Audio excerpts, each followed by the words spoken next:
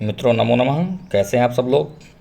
दोस्तों शुक्ला एकेडमी प्रयागराज के YouTube channel में आप सभी लोगों का हार्दिक स्वागत है। दोस्तों जैसा कि आप सभी लोगों को पता है कि जितने भी स्टेटों के एग्ज़ाम हो रहे हैं सब में जीके जीएस का पोर्शन ज़रूर आता है। इन चीज़ों को देखते हुए जितने भी अभी तक एग्ज़ाम हुए हैं उन पुराने पेपरों को लेकर के जितने भी महत्वपूर्ण प्रश्न हैं उन प्रश्नों को लेकर के इस सीरीज में आया हूँ मैं। जो आप लोगों की जितनी भी परीक्षाएं होने वाली हैं सभी में बहुत महत्वपूर्ण है और इस वीडियो को आप लोग देखना ना भूलें। आप अपने इष्ट मित्रों को भी शेयर कर दें जिससे उनको भी इसका लाभ मिल सके। ये वीडियो मास्टर वीडियो होने वाली है और बहुत ही महत्वपूर्ण होगी आप लोगों की प्रतियोगी परीक्षाओं के लिए, इसमें बिल्कुल भी शंका नहीं है। इसलिए जिन्होंने अभी तक चैनल को सब्सक्राइब नहीं किया चैनल को सब्सक्राइब कर लें और बेल आइकन का बटन दबा लें जिससे आने वाली सभी वीडियो आप लोगों को समय से उपलब्ध हो जाया करें।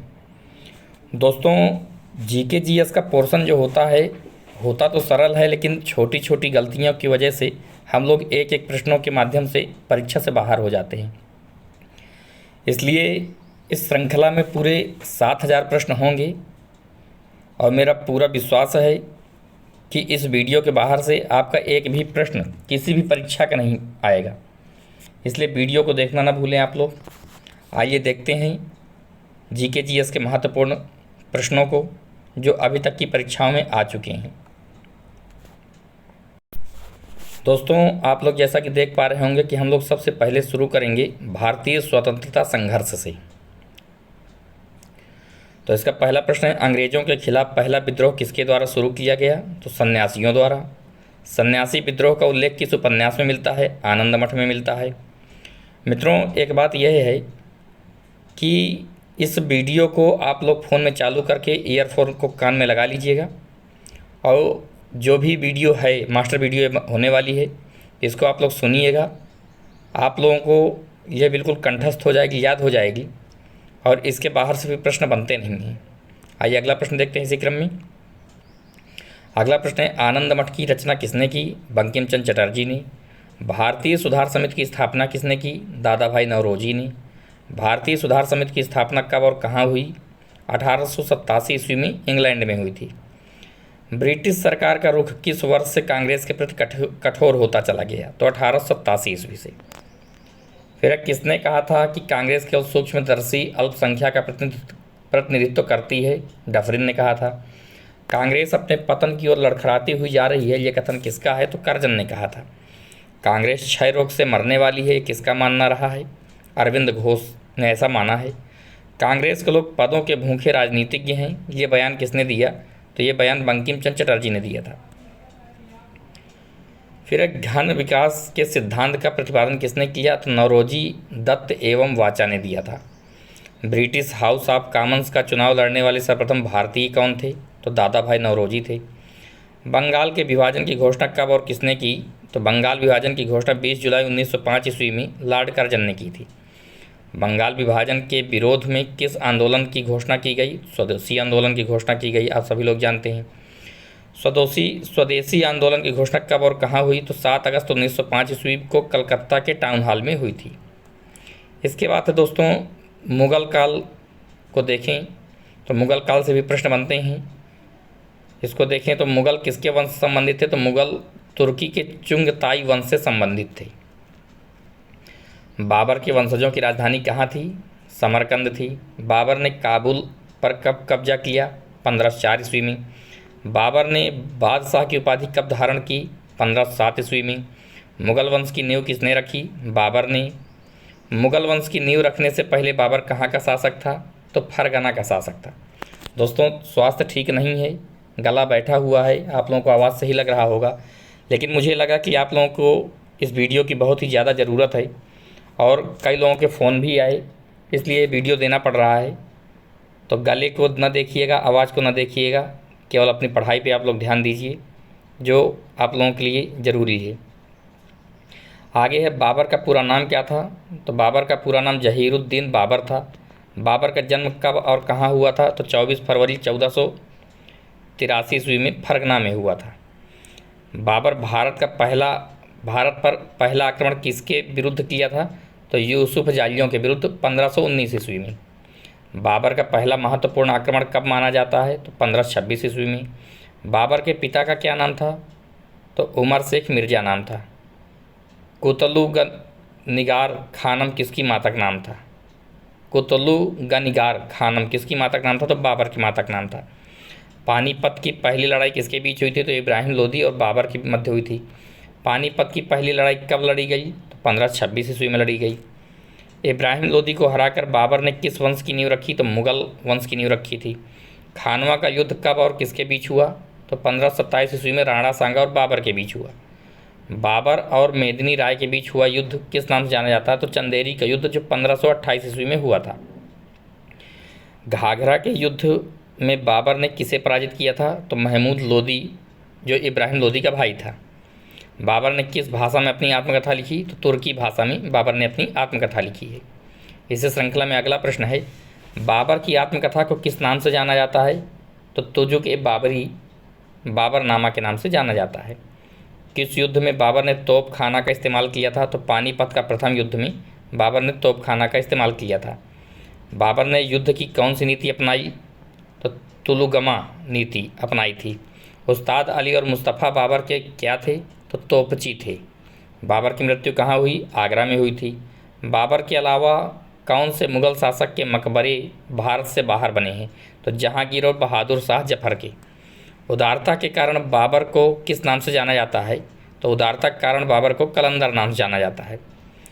अब इसी क्रम में आगे हैं, भारत में फसलों के सबसे बड़े उत्पादक राज्य जो हैं, तो किस राज्य में कौन सी फसल सबसे ज़्यादा होती है, इसको देखना है। तो भारत में धान का सबसे बड़ा उत्पादक राज्य है पश्चिम बंगाल। भारत में गेहूं का सबसे बड़ा उत्पादक है उत्तर प्रदेश। भारत में गन्ने की सबसे बड़ा उत्पादक राज्य है उत्तर प्रदेश। भारत में मूंगफली की सबसे बड़ा उत्पादक राज्य है गुजरात। भारत में चाय का सबसे बड़ा उत्पादक राज्य है असम। भारत में कॉफ़ी का सबसे बड़ा उत्पादक राज्य है कर्नाटक। भारत में जूट का सबसे बड़ा उत्पादक राज्य है पश्चिम बंगाल। भारत में तंबाकू का सबसे बड़ा उत्पादक राज्य है आंध्र प्रदेश। भारत में केले का सबसे बड़ा उत्पादक राज्य है तमिलनाडु। भारत में केसर का सबसे बड़ा उत्पादक राज्य है जम्मू एवं कश्मीर। भारत में प्याज का सबसे बड़ा उत्पादक राज्य है महाराष्ट्र। भारत में काली मिर्च का सबसे बड़ा उत्पादक राज्य है केरल। भारत में कपास का सबसे बड़ा उत्पादक राज्य है गुजरात। भारत में बांस का सबसे बड़ा उत्पादक राज्य है असम। फिर है दोस्तों, भारत में पहला समाचार पत्र किसने शुरू किया? तो जेम्स हिक्की ने भारत में पहला समाचार पत्र शुरू किया था। आगे पोस्ट ऑफिस के लेखक कौन हैं? तो पोस्ट ऑफिस के लेखक रविन्द्रनाथ टैगोर हैं। भारतीय राजनीति में 1947 ईस्वी के बाद किस महिला ने सर्वाधिक योगदान दिया? तो अरुणा आसफ अली ने सर्वाधिक योगदान दिया। तत्कालीन उड़ीसा किस वर्ष बिहार से पृथक हुआ? तो 1936 ईस्वी में। सैडलर आयोग का संबंध किससे था? शिक्षा से। नागरिकों की सेवाओं के लिए प्रतियोगी परीक्षा प्रणाली कब आरंभ हुई? तो 1583 ईस्वी में। आगे है इसी क्रम में कि भारत में सर्वप्रथम किसके अंतर्गत सर्वोच्च न्यायालय की स्थापना हुई? तो रेगुलेटिंग एक्ट 1773 ईस्वी। भारत में सर्वप्रथम किस स्थान पर सर्वोच्च न्यायालय की स्थापना हुई? कलकत्ता में। बनारस हिंदू विश्वविद्यालय के संस्थापक कौन थे? मदन मोहन मालवीय। भारत में मुसलमानों की उच्च शिक्षा के लिए किसका योगदान सर्वाधिक है? तो सर सैयद अहमद खां का। गोल्डन थ्रेशहोल्ड नामक कविता संग्रह किसकी रचना है? सरोजनी नायडू की। मॉन्टेग्यू चेम्सफोर्ड की रिपोर्ट किसका आधार बनी? तो भारत सरकार अधिनियम 1919 का आधार बनी थी। कांग्रेस नेताओं में कौन सा नेता कैबिनेट मिशन योजना के पक्ष में पूर्ण रूप से था? सरदार पटेल। भारत में ब्रिटेन के सभी नियमों में सबसे कम समय कौन सा नियम चला? 1909 का इंडियन काउंसिल एक्ट जो है सबसे कम समय में चला है। सोम प्रकाश नामक समाचार पत्र किसने आरंभ किया? ईश्वर चंद्र विद्यासागर ने। आर्य महिला सभा किसने की थी? तो पंडित रमाबाई ने। फिर वीमेंस इंडिया एसोसिएशन की स्थापना कब व किसने की? तो 1917 ईस्वी में सदाशिव अय्यर ने की थी। सर्वप्रथम प्रेस सेंसरशिप लागू किसने की? लॉर्ड वेलेजली ने। किस एक्ट के अंतर्गत भारत के गवर्नर जनरल को अध्यादेश जारी करने की शक्ति प्रदान की गई? तो इंडियन काउंसिल एक्ट 1861 के तहत। कांग्रेस का विभाजन गरम दल और नरम दल में कब हुआ? तो 1907 ईस्वी में। आज़ाद हिंद फौज की स्थापना किसने की? रासबिहारी बोस ने। भारत का विभाजन जब हुआ तो वायसराय कौन था? तो लॉर्ड माउंटबेटन, आप सभी लोग जानते हैं। कांग्रेस ने पूर्ण स्वराज्य की मांग कब की? तो 31 दिसंबर 1929 को। क्रिप्स मिशन भारत कब आया? 1942 में। सर्वप्रथम मुगल मुसलमानों के लिए पृथक राज्य का सुझाव किसने दिया? तो शायर इकबाल ने दिया था। मोपला विद्रोह कब हुआ? 1921 में। भारत और अफगानिस्तान के मध्य सीमा रेखा का निर्धारण किसके काल में हुआ? तो लॉर्ड लैंसडाउन के काल में हुआ था। फिर है विश्व भारती की स्थापना कब व किसने की? तो 1912 ईस्वी में रविन्द्रनाथ टैगोर ने की थी। भगत सिंह को फांसी की सजा सुनाने वाला न्यायाधीश कौन था? G.C. हिल्टन था। भवानी मंदिर नामक पुस्तक किसने लिखी? बरेंद्र कुमार घोष ने। नया पोस्ट ऑफिस एक्ट कब पारित हुआ? 1854 में। 1857 के संग्राम में भारत का बादशाह किसे घोषित किया गया? बहादुर शाह जफर को। दिल्ली में केंद्रीय सचिवालय के उत्तरी और दक्षिणी खंडों का वास्तुविद कौन था? एडवर्ड लुटियंस था। भूदान आंदोलन किसने चलाया? विनोबा भावे ने चलाया था। भारत का राष्ट्रीय पंचांग किस संवत पर आधारित है? तो शक संवत पर आधारित है। भारत के राष्ट्रीय ध्वज का डिजाइन किसने तैयार किया? पिंगली वेंकैया ने तैयार किया था। सर्वप्रथम किस भारतीय को नोबेल पुरस्कार मिला था? रविन्द्रनाथ टैगोर को। स्वदेश वाहिनी के संपादक कौन थे? के रामकृष्ण पिल्लई। इंडियन ऑनेस्ट का लेखक कौन है? तो वेलेंटाइन सिरोल। 1878 ईस्वी का वर्नाकुलर एक्ट प्रेस एक्ट किसने रद्द किया? तो लॉर्ड रिपन ने रद्द किया था। आगे इसी क्रम में विश्व इतिहास की झलक के रचयिता कौन है? जवाहरलाल नेहरू हैं। और 27 दिसंबर 1911 को जनगण मनगढ़ कहाँ पर गाया गया था? तो कोलकाता में गाया गया था। फिर दोस्तों हिस्ट्री से हैं कुछ प्रश्न, इनको भी देखना बहुत ज़रूरी हो जाता है क्योंकि परीक्षाओं की दृष्टि से ये पूरी वीडियो बहुत ही महत्वपूर्ण है और एक एक प्रश्न आप लोगों को आपके लक्ष्य तक पहुंचाने का काम करेगा। इसलिए वीडियो आप लोग ज़रूर देखिएगा और अपने इष्ट मित्रों को ज़रूर शेयर करिएगा क्योंकि आप लोग देख भी पा रहे हैं कि स्वास्थ्य भी ठीक नहीं है, फिर भी वीडियो आप लोगों को दे रहा हूं और इतनी मेहनत के बाद अगर आप लोगों का रिस्पांस अच्छा नहीं मिलता है तो अंदर से तकलीफ़ होती है। आप लोग वीडियो को लाइक करिए और चैनल को सब्सक्राइब कर लिया करिए। इससे दोस्तों एक मोटिवेशन मिलता है और वीडियो बनाने के लिए प्रेरित होते हैं कि आपको कितनी अच्छी वीडियो दे दे जो आपकी परीक्षा दृष्टि से अति महत्वपूर्ण हो।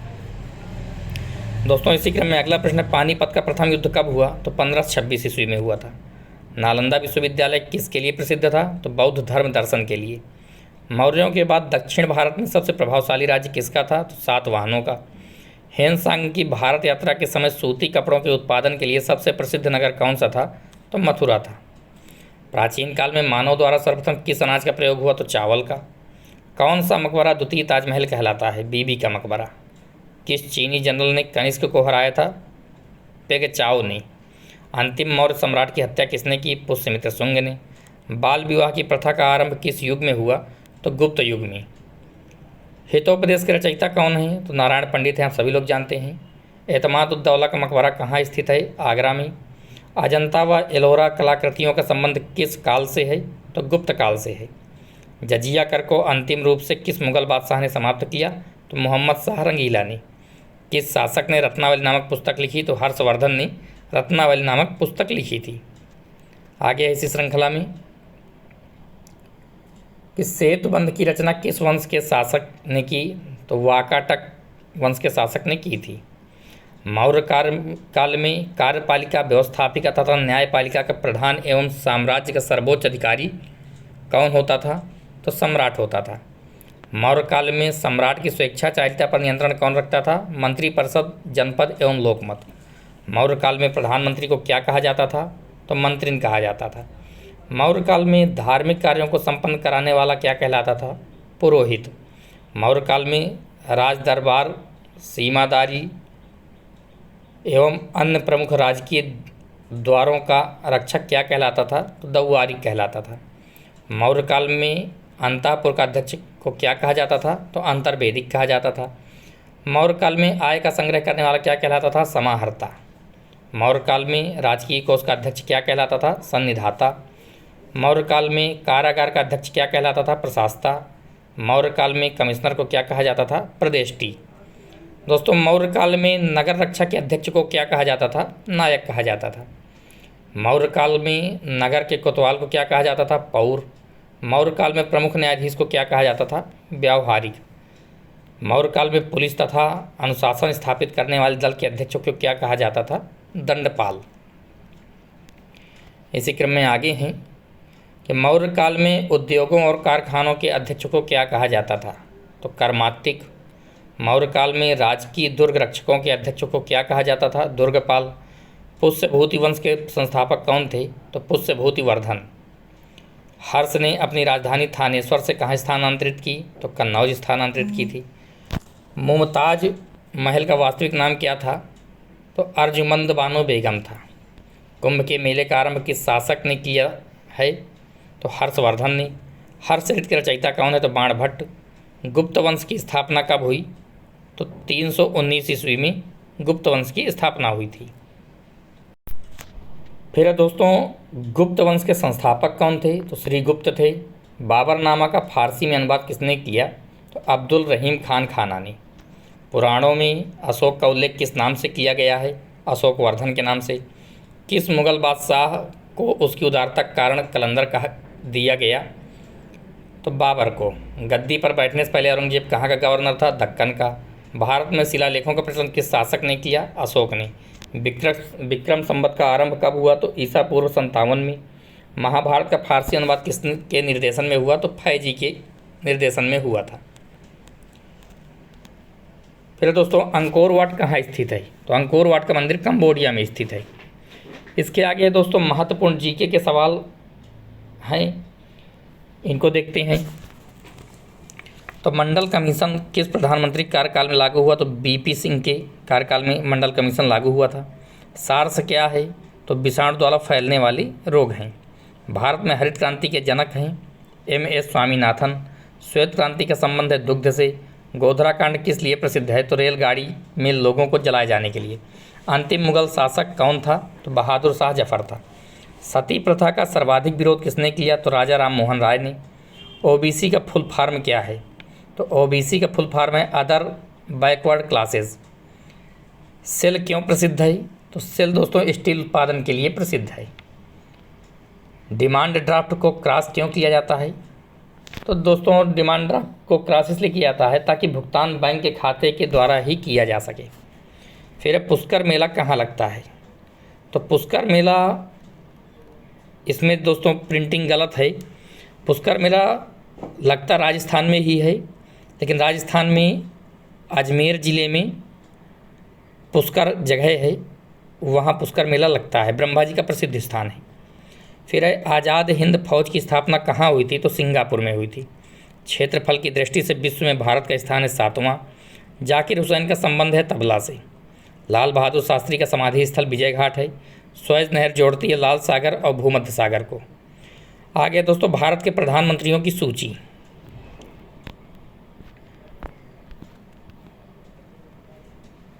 दोस्तों टाइपिंग प्रिंट मिस्टेक है थोड़ा सा। अगला प्रश्न देखते हैं। तो मसालों की रानी किसे कहते हैं? इलायची को। ये जो दोस्तों ऐसा निशान दिया गया है, आप लोग देख पा रहे होंगे इसको। ये जो निशान है यह पुल का निशान होता है। फिर नाजीवाद के संस्थापक कौन थे? तो हिटलर। दीन इलाही धर्म किसने चलाया? अकबर ने। किसे गरीब नवाज कहा जाता है? तो मोइनुद्दीन चिश्ती को। कुतुब मीनार कहाँ है? दिल्ली में। पर्वत और पहाड़ के बीच की भूमि को कहते हैं घाटी। सहारिया जनजाति पाई जाती है राजस्थान में। मानचित्र में पर्वत और पहाड़ को दर्शाया जाता है लाल रंग से। फिर सिल्क का सबसे बड़ा उत्पादक देश है चीन। कारगिल युद्ध के समय पाकिस्तान का प्रधानमंत्री कौन था? तो नवाज शरीफ था। भारत का राष्ट्रीय पक्षी है मोर। भारतीय राष्ट्रीय कांग्रेस की स्थापना कब हुई थी? 1885 ईस्वी में। कौन सी आकृति भूमिगत जल से बनी है? तो कास्ट बिडो। खरीफ फसल है मक्का। बाजरे की फसल कब काटी जाती है? तो अक्टूबर नवंबर में। एस्किमो के घर बने होते हैं बर्फ़ के। दिल्ली से पहले भारत की राजधानी थी कलकत्ता। दोस्तों ये जितने सभी प्रश्न हैं ये सभी ल्यूसेंट के अंतर्गत हैं। जो ल्यूसेंट की सामान्य ज्ञान की बुक आती है उसी के अंतर्गत हैं। और ल्यूसेंट आप सभी लोग जानते हैं कि जिसने एक बार ल्यूसेंट पढ़ लिया है उसके लिए जो कोई भी परीक्षा हो 40% से लेकर के 60% तक उसका सपोर्ट हो जाता है हर परीक्षा में। इसलिए बार बार कह रहा हूँ आप लोगों से, वीडियो को देखना आप लोग बिल्कुल ना भूलिएगा। तो दिल्ली से पहले भारत की राजधानी थी कलकत्ता। अगला प्रश्न, लाल त्रिकोण का संबंध किससे है?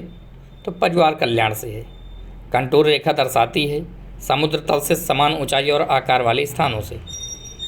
कावेरी नदी बहती है दक्षिण में। महाभारत के रचयिता वेदव्यास हैं। श्रीलंका में कौन सी जनजाति सबसे अधिक पाई जाती है? तो सिंघली जनजाति सबसे अधिक पाई जाती है। होलिका दहन के समय कौन सा अनाज जलाया जाता है? जौ को। गांव के मेले में पंजीकरण शुल्क से किसे आय होती है? जिला परिषद को। खुदाई खिदमतगार की स्थापना किसने की? खान अब्दुल गफ्फार खान ने। गंगा यमुना नदी का संगम स्थल है इलाहाबाद में। हिमालय की सबसे उत्तरी पर्वत श्रेणियों को कहते हैं हिमाद्री। बुद्ध के बचपन का नाम क्या था? सिद्धार्थ। भारत की समुद्री सीमा लंबी है 7500 किलोमीटर। मेगास्थनीज किसका राजदूत था? तो सिल्यूकस का। कथकली किस राज्य का नृत्य है? केरल का। उज्जैन किस नदी किनारे बसा है? गोदावरी नदी किनारे। दोस्तों यहाँ भी देखिए प्रिंट गलत है। उज्जैन क्षिप्रा नदी के किनारे बसा है। मैं लिख देता हूँ यहाँ पे, ये प्रिंट थोड़ा सा गलत हो गया है। उज्जैन क्षिप्रा नदी के किनारे बसा हुआ है, महाकाल की नगरी। फिर दल बदल कानून कब पारित हुआ? तो 1985 ईस्वी में। आगे दोस्तों कंप्यूटर संबंधित कुछ महत्वपूर्ण प्रश्न इनको देख लेते हैं। तो कंप्यूटर की घड़ी की स्पीड की गणना किस में की जाती है? तो मेगाहर्ट्ज में की जाती है। वर्ड में इंसर्शन पॉइंट क्या निर्दिष्ट करता है? तो जहां टेक्स्ट एंटर किया जाएगा उसी को निर्दिष्ट करता है। फिर देरी से बचने के लिए अगले डाटा या इंस्ट्रक्शन को प्रोसेस करने के लिए स्टोरेज स्पेस कैश कहलाता है। प्रयोक्ता द्वारा सेव किए गए पुनः प्रयोग योग्य कमांडो या स्टेप्स के सेट को क्या कहते हैं? तो मैक्रो कहते हैं। मोशन पिक्चर क्लिपों को बदलने के लिए किस प्रकार का सॉफ्टवेयर प्रयोग किया जाता है? तो वीडियो एडिटिंग। यदि आप वर्ड में रिसीविंग के बजाय रिवीव टाइप करेंगे तो इसे कौन अपने आप बदल देगा? तो ऑटो करेक्ट बदल देता है। कौन सा लाइसेंस लोगों के समूह को भी निर्दिष्ट करता है जो सॉफ्टवेयर का प्रयोग कर सकते हैं? Multiple user licence. फिर बहुत से पीसीस, वर्क स्टेशंस और अन्य कंप्यूटरों के लिए डाटा और प्रोग्राम के कलेक्शन होल्ड करने वाला सेंट्रल कंप्यूटर कहलाता है सर्वर। निम्न में से कौन गणना वाले अंकों या शब्दों को दिखाता है जिन मूल्यों पर यह निर्भर होता है उनके बदलने पर बदल जाता है? वह फील्ड्स। डाटा स्टोर करने और परिकलन के लिए कंप्यूटर किस तरह से नंबर सिस्टम का उपयोग करते हैं? बाइनरी। डिस्क कंटेंट जो मैन्युफैक्चर के समय रिकॉर्ड किया जाता है और जिसे यूजर द्वारा चेंज या इरेज नहीं किया जा सकता है वह कहलाता है रीड ओनली। किसी व्यक्ति द्वारा की गई ऐसी कोशिश जिससे वह अपनी गलत पहचान बताकर आपसे गोपनीय सूचना प्राप्त कर ले कहलाती है फिशिंग ट्रिप्स। वेबसाइट का मुख्य पेज कहलाता है होम पेज। मल्टीपल प्रोसेसरों द्वारा दो या अधिक प्रोग्रामों का साथ साथ प्रोसेसिंग है टाइम शेयरिंग। कंप्यूटर से पढ़े जाने वाले अलग अलग लंबाई चौड़ाई की लाइनों वाले कोड को क्या कहते हैं? तो बार कोड। फिर कंप्यूटर बंद होने पर कहाँ से कंटेंट्स निकाल सकते हैं? तो मेमोरी से। आगे दोस्तों इसी क्रम में भूगोल के प्रश्न हैं जो परीक्षा की दृष्टि से महत्वपूर्ण होते हैं। और आप लोगों ने देखा होगा कि ये जो सबसे पहला ही प्रश्न है भूगोल का, सुंदरवन का डेल्टा कौन सी नदी पर बनाती है? तो आप लोगों को पता ही है गंगा नदी पर बनता है सुंदरवन का डेल्टा और ये पश्चिम बंगाल में है। यह प्रश्न कई बार परीक्षा में आ चुका है। अगला है भारत में रेल मार्गों का सबसे बड़ा जाल किस राज्य में पाया जाता है? तो उत्तर प्रदेश में। अक्षर जरूर छोटे हैं लेकिन आप वीडियो क्वालिटी बढ़ा करके देख सकते हैं।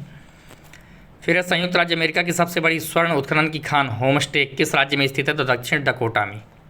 एंडीज पर्वतमाला दक्षिण अमेरिका में जो स्थित है, सबसे ऊंची चोटी का क्या नाम है? तो एकांगुआ। विश्व के अधिकांश पठारी भागों में किस व्यवसाय की प्रधानता पाई जाती है? तो उत्खनन की। मेसेटा का पठार कहाँ स्थित है? स्पेन और पुर्तगाल में। कनाडियन पैसिफिक रेलमार्ग कहाँ से कहाँ तक जाता है? तो हैलीफैक्स से वैंकूवर तक। 1981 में स्थापित भारतीय वन सर्वेक्षण विभाग का मुख्यालय कहाँ है? तो देहरादून में है।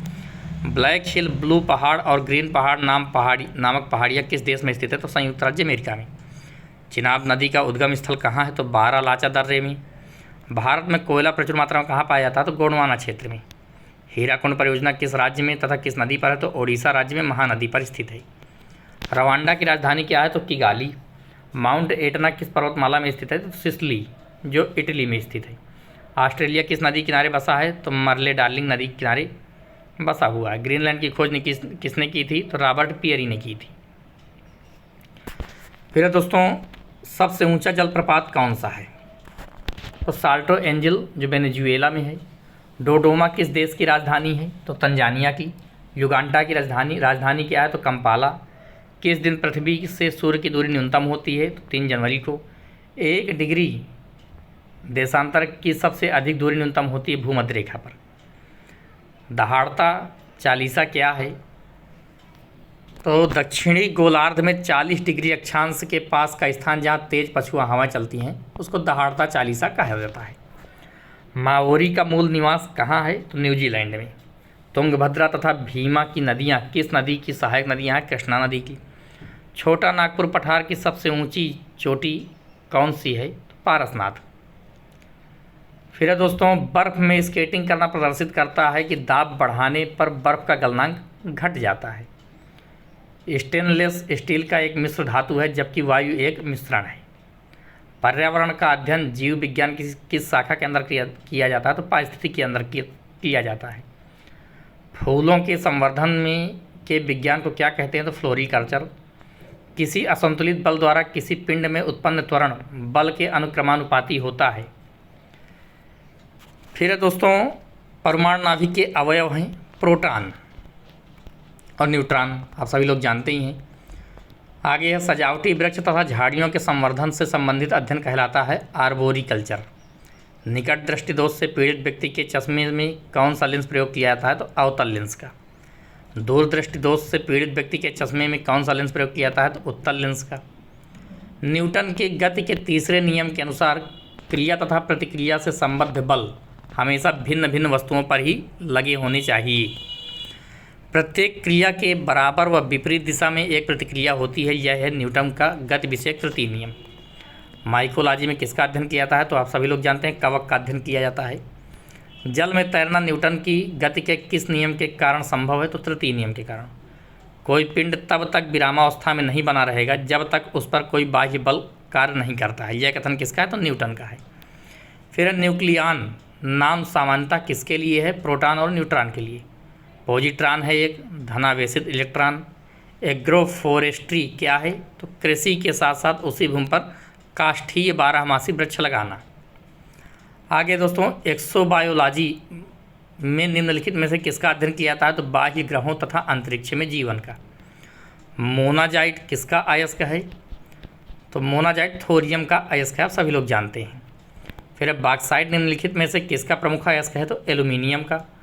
कार्नेलाइट किसका खनिज है? तो मैग्नीशियम का।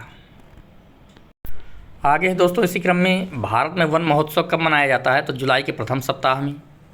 वनों के किस विकास हेतु कौन सी नीति चलाई गई? तो राष्ट्रीय वन नीति। राष्ट्रीय वन नीति का शुभारंभ कब हुआ? तो 1952 ईस्वी में हुआ है। वनों के कटाव को रोकने के लिए कौन सा आंदोलन चलाया गया? तो चिपको आंदोलन। चिपको आंदोलन किसने चलाया? तो सुंदरलाल बहुगुणा ने।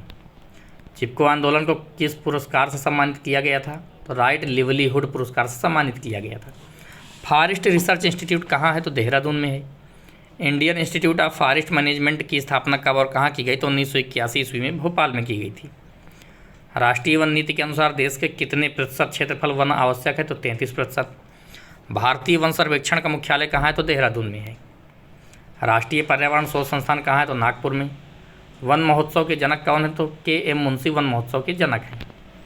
भारत में वनों की ताज़ा रिपोर्ट कौन जारी करता है? तो भारतीय वन सर्वेक्षण विभाग द्वारा जारी होती है। भारत में फिलहाल कितने प्रतिशत भाग पर वन है? तो 23.81% पर वन है। भारत में सबसे अधिक वन किस राज्य में है? तो मध्य प्रदेश में। भारतीय वन सर्वेक्षण विभाग की स्थापना कब की गई? तो 1981 में। भारत में किस प्रकार के वन सर्वाधिक पाए जाते हैं? उष्णार्ध पतझड़ वन। भारत में चंदन की लकड़ी के वन सबसे अधिक कहाँ पाए जाते हैं?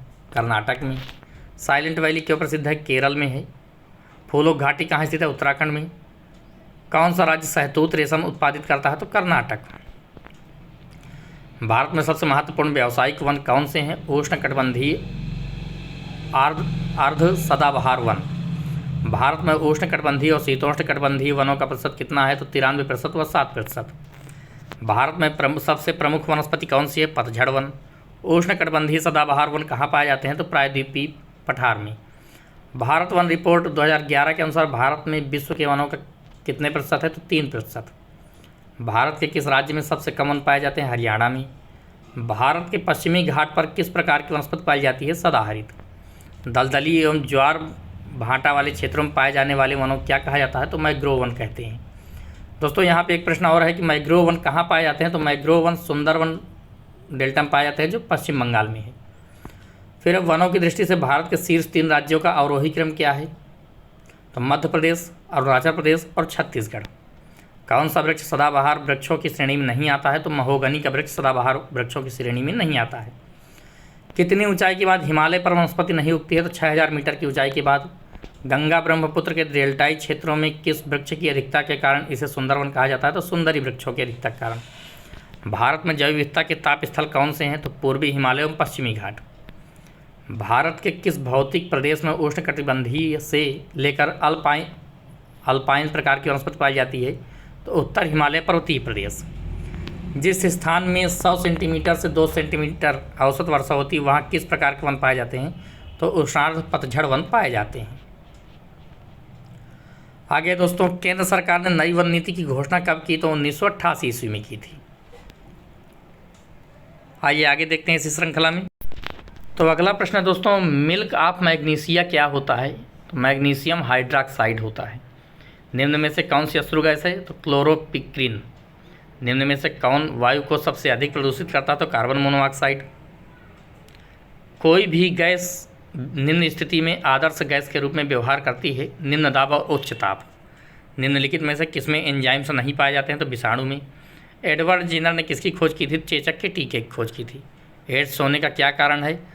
तो T4 लिम्फोसाइट की कमी।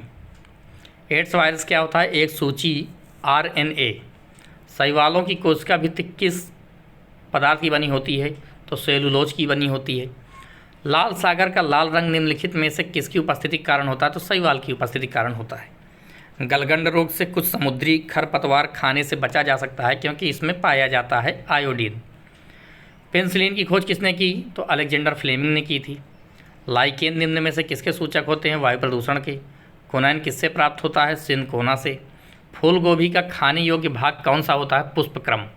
सामान्यतः अंकुरण के लिए किसकी आवश्यकता नहीं होती है? प्रकाश की। तना काट आमतौर पर किसके प्रवर्धन के लिए प्रयोग किया जाता है? गन्ना के। नारियल का खाने योग्य भाग कौन सा होता है? भ्रूणपोष। आम के पौधे का वानस्पतिक नाम क्या है? तो मेंजीफेरा इंडिका। कहीं कहीं मैग्नीफेरा इंडिका भी मिलता है। निषेचन क्रिया क्या है? तो एक नर युग्मक का अंडाणु के से संयोजन। संसार का सबसे बड़ा पुष्प कौन सा है? रेफ्लेसिया। जीवन चक्र की दृष्टि से पौधे का सबसे महत्वपूर्ण अंग कौन सा है? पुष्प। मानव शरीर के में रक्त का शुद्धिकरण कहाँ पर होता है? वृक्क में। सफ़ेद रक्त कण जिसको WBC कहते हैं का मुख्य कार्य क्या है? तो रोग प्रतिरोधक क्षमता का धारण करना है।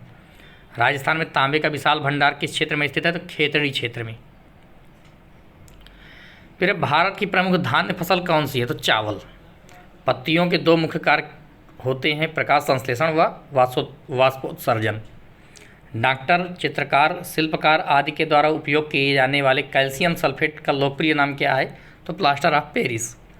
सोने के आभूषण बनाते समय उसमें कौन सी धातु मिलाई जाती है? तांबा। निम्नलिखित में से सबसे भारी धातु कौन सी है? ओस्मियन। फिर निम्न में से आग बुझाने वाली गैस कौन सी है? तो कार्बन डाइऑक्साइड। रात्रि में पेड़ के नीचे सोना हानिकारक होता है क्योंकि पेड़ छोड़ते हैं कार्बन डाइऑक्साइड। मानव शरीर में प्रचुर मात्रा में कौन सा तत्व होता है? ऑक्सीजन। टमाटर सॉस में पाया जाता है एसिटिक अम्ल। बायोलॉजी के जन्मदाता के रूप में किसे जाना जाता है? अरस्तु को। किस पौधे का फल भूमि के नीचे पाया जाता है? मूंगफली का। कोशिका को एक निश्चित रूप कौन प्रदान करती है? तो कोशिका भित्ति प्रदान करती है। पत्तियों को हरा रंग किसके द्वारा प्राप्त होता है? तो क्लोरोप्लास्ट के द्वारा। राष्ट्रीय पर्यावरण अभियांत्रिकी संस्थान कहाँ स्थित है? नागपुर में। भूरी क्रांति किससे संबंधित है? तो उर्वरकों से के उत्पादन संबंधित है। आगे मादा पशुओं में बच्चे पैदा होते समय कौन सा हार्मोन अधिक सक्रिय होता है? तो ऑक्सीटोसिन।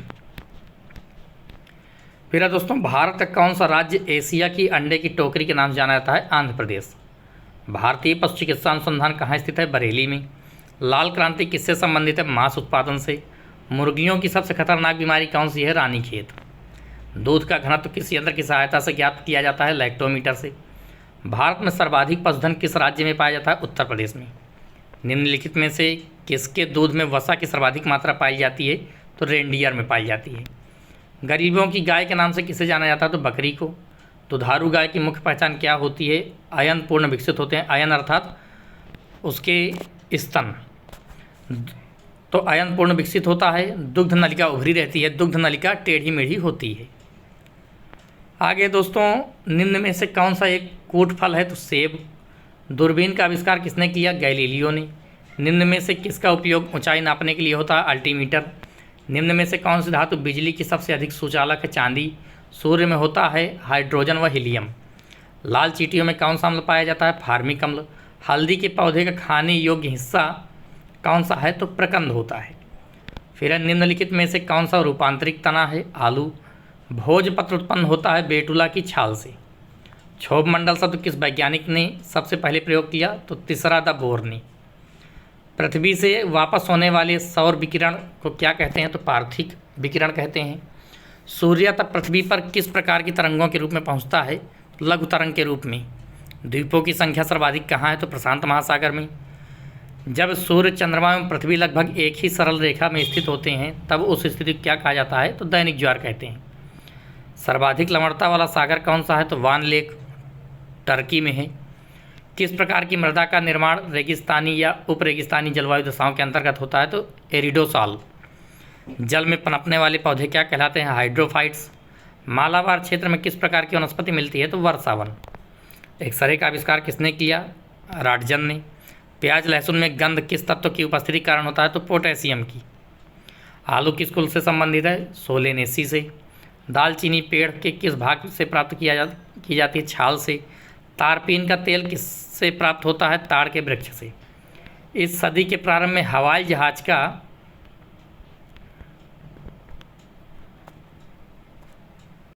आविष्कार किसने किया था? तो राइट ब्रदर्स ने।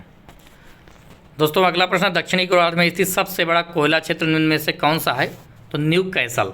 कोयला क्षेत्र सबसे बड़ा है न्यू कैसल। दोस्तों आज की प्रश्नोत्तरी यहीं तक रखते हैं, क्योंकि आप लोग देख पा रहे होंगे, सुन भी पा रहे हैं कि गले में कुछ ज़्यादा ही समस्या आ रही है। तो ल्यूसेंट की महत्वपूर्ण प्रश्नोत्तरी है, इसलिए इस वीडियो को आप लोग देखना ना भूलें। वीडियो आप लोगों को अच्छी लगे तो चैनल को सब्सक्राइब करिएगा, वीडियो को लाइक करिएगा, अपने इष्ट मित्रों को भी शेयर कर दीजिएगा। और यह वीडियो आप लोगों को प्रातः 8 बजे डेली मिलेगी। GK GS से संबंधित और भी महत्वपूर्ण टॉपिक जो भी होंगे ल्यूसेंट के अंतर्गत, अथवा जितने भी GK GS से प्रश्न बन सकते हैं परीक्षा में, उनको डेली मैं आप लोगों के सामने लेकर के आऊँगा। आप लोग मेरा हौसला ज़रूर बढ़ाएं, चैनल को सब्सक्राइब करें, वीडियो को ज़रूर लाइक किया करिए। और इस चैनल के माध्यम से अगर आप जुड़े हैं तो आपको अनेक प्रकार की ज्ञानवर्धक वीडियो मिलती रहेंगी, और मेरा पूरा विश्वास है कि आप लोगों को सफलता भी मिलेगी। आप लोग निरंतर लगे रहिए। पुनः मुलाकात होगी आप लोगों से नए वीडियो के साथ। धन्यवाद, नमस्कार। अपना आप लोग ध्यान रखिएगा, अच्छे से अपना अध्ययन करिए।